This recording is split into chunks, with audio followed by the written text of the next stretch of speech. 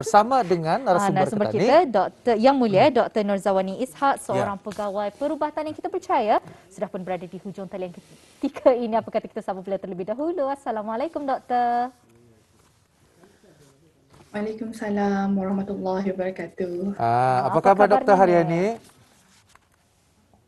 Alhamdulillah, sihat. Alhamdulillah. Jadi dengan tajuk kita ni yang Kita di sangat studio menarik. okey? Okey. Saya third boost sudah ada. Pfizer baru-baru ini. Okay, Saya punya Alhamdulillah. doktor yang paling saya suka ialah saya punya apa namanya ni Brew Health. Ada 1 dos, 2 dos, ada 3 dos. Tiga tik sudah tu. 3 tik sudah. Baiklah doktor. Untuk tajuk kita ni hari ini amat menarik sekali untuk kita ketengahkan program suntikan dos penggalak COVID-19. Kalau boleh jadi persoalan, kenapa kita ni mesti mengambil ni dos penggalaan ni doktornya? Orang cukup sudah 1 dan 2. Kenapa mesti mengambil yang ketiga lagi? Kenapa mesti tadi memajal diri kita ni untuk mengambil dos ketiga? Silakan doktor. Mengapa 3 tu? Mengapa 3 tu? Okey, seperti yang kita ni ketahui, program suntikan dos penggalak ini telah pun bermula sejak 17 Disember yang lalu. Okey, mengapa program ini diperlukan? Berikutan penelitian dan penilaian daripada Jawatan Kuasa Teknikal Vaksinasi di Kementerian Kesihatan, mereka telah melihat kajian-kajian yang dilakukan di luar negeri seperti United Kingdom, Israel dan Singapura.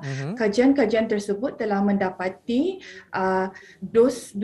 dua dosa ni indah memadai untuk memberi kita ni perlindungan terhadap varian baru iaitu varian Omicron.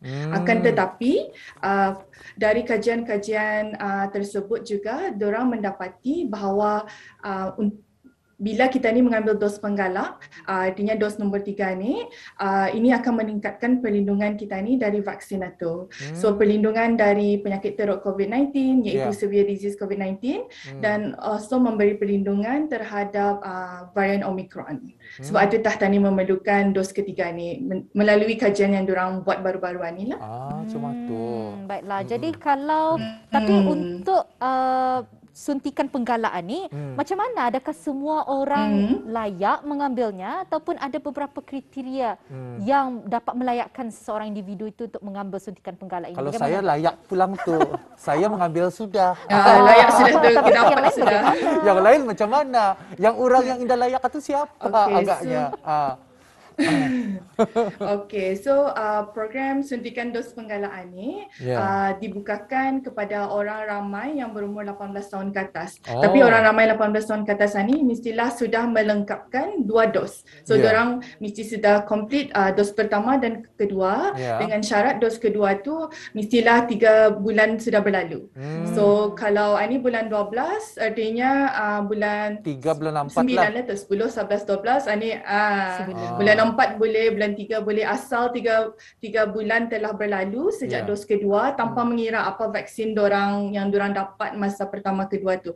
Moderna kah, Pfizer kah, Sinopharm kah, AstraZeneca, asal limpas tempoh 3 bulan sejak dos kedua tu bolehlah dorang mendapatkan dos penggalak COVID-19 ni. Ada dengar kabar lah ya. Ini dah saya dengar kabar. Bukan daripada nyata orang, kalau dengar kabar ini daripadanya orang. Indah sahih sebenarnya.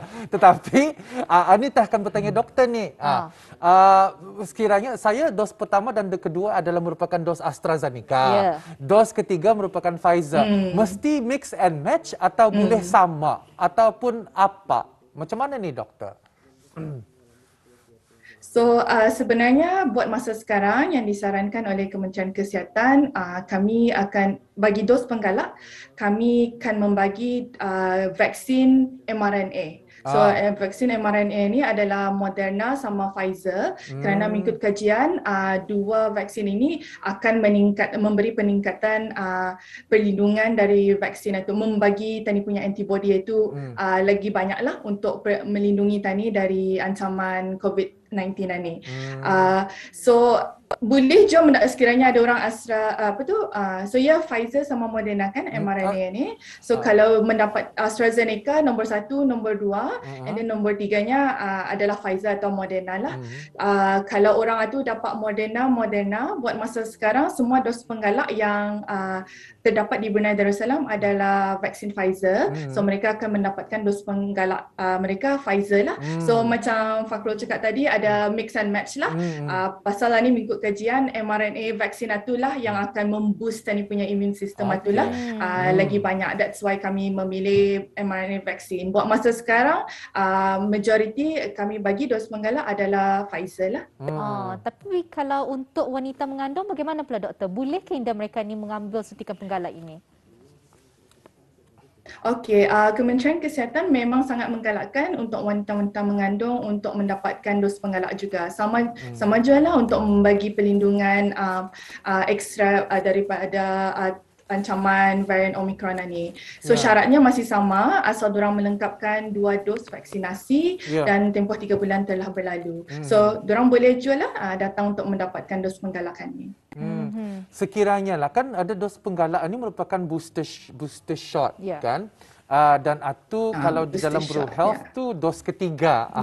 Jadi tetapi apabila kita memikirkan booster shot ini penggalaan ini boleh 3, boleh 4, boleh 5, boleh 6. Benar ke tu doktor? Benar ke tu doktor? Sekiranya ketani diperlukan lagi untuk mengambil another booster shot. Macam mana? Apa saranan doktor sebenarnya? So, buat masa sekarang melalui kajian yang telah dilakukan, dos penggalak yang disarankan adalah 1 saja. So, macam Pak Kuro cakap tadi, third boost lah, third dose. Tapi keperluan bagi dos pada masa akan datang, kiranya macam in the future kita ni memerlukan lagi ke dos ke-4, ke-5, ke-6, itu tertakluk kepada perkembangan semasa lah dan nasihat dari pakar-pakar dari Pertubuhan Kesihatan Dunia iaitu WHO. So, seperti mana yang kita dengar sekarang ada varian baru. So varian Omicron. Sebab itu diorang membuat kajian, kali mendapati 2 dos indah memadai. So sebab itu diorang menyarankan untuk menambah dos ketiga, dos penggalak.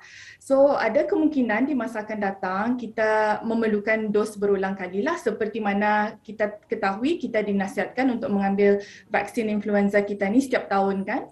So berkemungkinan juga vaksin COVID-19 itu akan jadi macam tu. Akan tetapi buat masa sekarang yang disarankan hanya 1 dos penggalak sajalah. Pasal vaksin COVID-19 ini masih memerlukan kajian dan penelitian lebih lanjut lah daripada pakar jika sekiranya tadi memerlukan berulang kali lah COVID-19 in the future nanti. Jadi mungkin lapsannya ada 4, ada 5, ada 6. Cutilah takdir ke tadi. Cutilah takdir banyak. Berhadapan dengan realiti keadaan isu. Buat masa ni 1 sajalah dulu. Tapi buat masa ni 1 saja. Jangan tunjukkan isi mengambil 4. Takut malas lagi nanti. Boleh lagi injek lagi. Itu pasal apa tahun 2025 malaskan benjek. Malaskan benjek jadi awal. Itu lain. Dan kalau untuk macam saya ni kan belum lagi mengambil booster penggalak. Jadi macam mana tu doktor? Mesti diperlukan sehat ke tu untuk mungkin mesti diperlukan sehat ke tu untuk mengambil sekiranya damam macam mana tu? So bila kita membuat booking kita untuk dos penggalak so pastikan kita berada dalam keadaan sihat lah. So kalau kita merasa kurang sihat pada hari kita mendapatkan dos penggalak sebaik-baiknya adalah ditundalah proses untuk mendapatkan dos penggalak kepada hari bila kita sudah sihat lah. So memang mesti dalam keadaan baiklah, dalam keadaan sihat masa mengambil dos penggalak Dan tadi je doktor Fakrul sebenarnya mengungsikan dah ada kesan sampingan katanya. Saya ada. Ya tak? Hairan. Jadi ingin ditanyakan ni pada doktor. Macam mana ni doktor? Sepatutnya harus ada kesan sampingan mesti ada kesan atau sampingan bagaimana? Gitu. Kadang-kadang macam terfikirlah sejenak kan. Macam kenapa ya ada rasa kesan sampingan ni? Adakah paksa benjik selagi? Nada dorang bagi kah macam tu. Macam mana tu doktor? So bagi setiap vaksin atau ubat memang Tani tahulah memang ada kesan sampingan. Tapi kesan sampingan ni indah semestinya terjadi pada setiap individu lah. Betul. Ada orang yang macam Fakrul cakap ada kesan sampingan, ada orang mendapat kesan sampingan. Yang bagusnya kesan sampingan bagi vaksin COVID-19 ni yang dilaporkan adalah semua gejala ringan dan menjaga masa pendek. So di antara kesan sampingan yang selalu dilaporkan adalah macam sakit area tempat tangan, ia berinjek atau ia merasa ngalih, ada rasa sangal badannya, sakit otot, sengal sendi, demam ringan, and then ada sakit kepala jualah. So itu di antara kesan sampingan yang selalu dilaporkan. Tapi indah semestinya lepas kita ni mengambil dos penggalak itu, tani mesti merasa kesan sampingan ni lah. So indah semestinya kalau ada kesan sampingan itu indah terbaik dosnya tu. Kalau ia mendapat kesan sampingan baru tak badannya tu dapat boost antibody macam tu. Tapi apa yang dinasihatkan kalau merasa kurang sihat tu bolehlah mengambil ubat penahan sakit macam paracetamol jika memerlukan lah. Tapi kalau makin teruk rasanya ataupun kita ingau kah merasa risau lepas mengambil dos penggalak tu, adalah sila dapatkan nasihat kesihatan di klinik yang berhampiran lah. Tapi memang kan tapi indah semestinya lah semua orang dapat kesan sampingan. Ya, soalan yang saya ajukan ni sebenarnya adalah soalan-soalan yang wajar sebenarnya. Kan kadang-kadang Tani terlalu berekspektasi ya. Tani terlalu berekspektasi dengan kesan-kesan sampingan tu. Kalau ada kesan sampingan, Tani terasa macam benar kan ni? Macam itu kan. Jadi persoalan.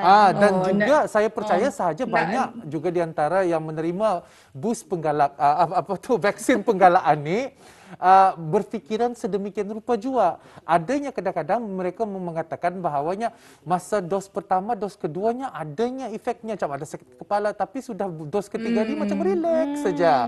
Jadi apa pandangan Puan Doktor? Sebenarnya adalah kesesuaian pada badan kita ni sendiri dan juga mungkin tahap metabolisme dalam badan. Mungkin doktor dapat komen macam mana?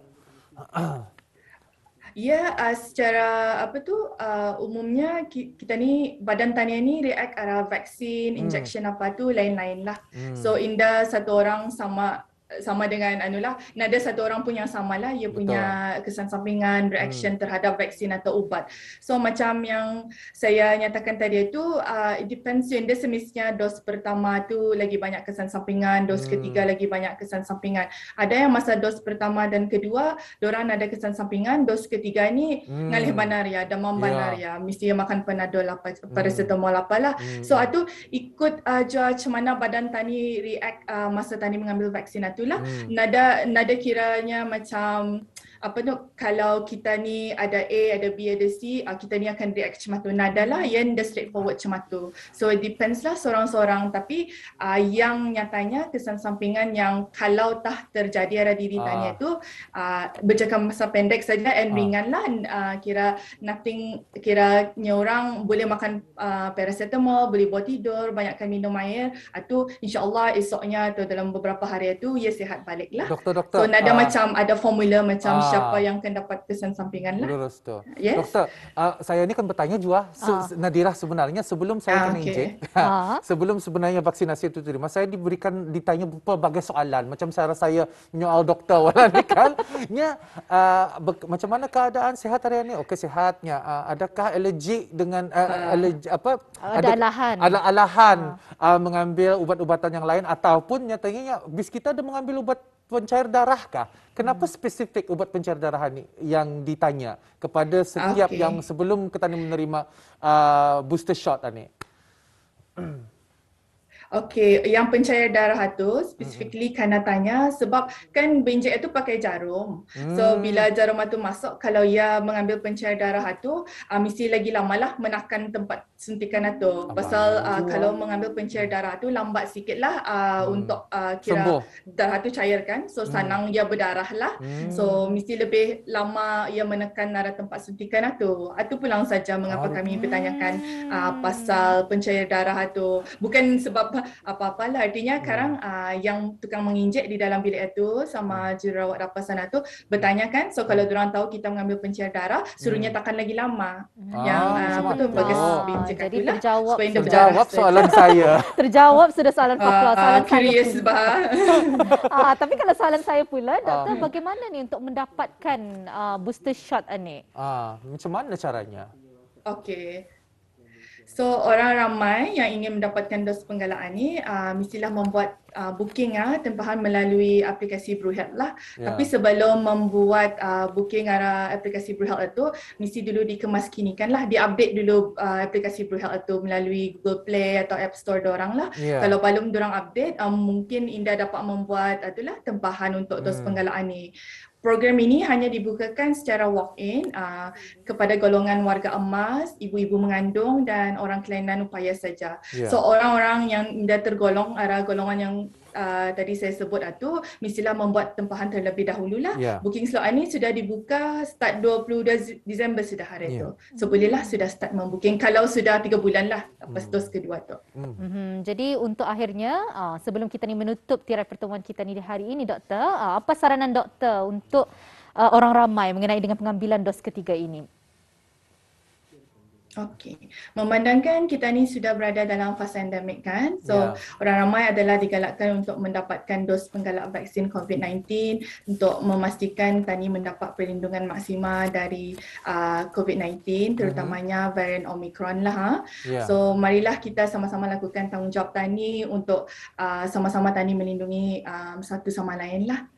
So itu sajalah. So make sure to book itulah the Indah ada cara-cara yang istimewa untuk menjaga diri sendiri dan juga menjaga orang lain, melainkan kita ni mematuhi SOP yang disarankan oleh Kementerian Kesihatan. Jadi ribuan terima kasih ya kami ucapkan doktor berkesudian datang ke rancangan Rampai Pagi untuk mengungsikan informasi dan maklumat dan terjawab juga soalan-soalan kami di sini. Lurus tu. Jadi terutama sekali dalam kepala saya, kenapa pasal pencairan ya? Jadi dapat ditanyakan sendiri ke doktor. Jadi alhamdulillah terjawab segala soalan hari ini. InsyaAllah ya doktor, kita akan bersua lagi dalam kesempatan. Assalamualaikum. Waalaikumsalam. Terima kasih.